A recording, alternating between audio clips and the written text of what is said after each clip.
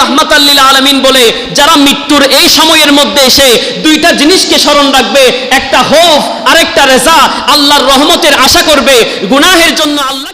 জীবনের শেষ সময়, শেষ মুহূর্তের মধ্যে গনিয়ে আসলেও একটা কথা বাবারা মনে রাখবেন, 80-90 বছর হায়াত যতটুকু পেয়েছেন, আল্লাহর কাছে এই আশাটুকু রাখবেন যে জীবনে কোনো না কোনো সময় আল্লাহ আপনার গুনাহগুলো মোচন করে দিবে। সুবহানাল্লাহ।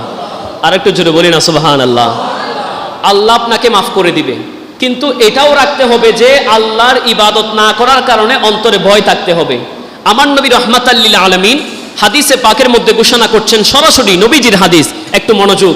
আমার নবী এমন একজন সাহাবীর দরবারের মধ্যে গেলেন, সাহাবীর কাছে গেলেন, যেই সাহাবী মৃত্যুর সাথে পাঞ্জা লড়ছে, তথা তার সাকারাতের সময় চলছেন।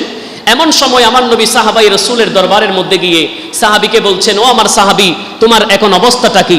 সাহাবী বলতে লাগলেন, ইয়া রাসূলুল্লাহ, আমার সাকারাতের সময় এসেছে, অল্প কিছুক্ষণের মধ্যে হয়তো আমি দুনিয়ার জমিন থেকে পর্দা করব।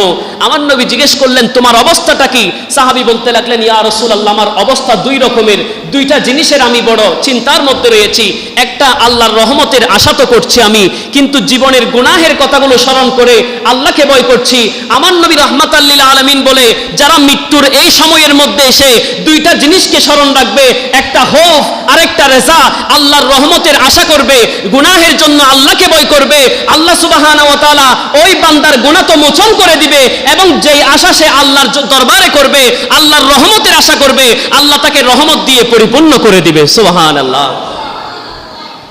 দুইটা জিনিস আশা রাখতে হবে আল্লাহর দরবারে।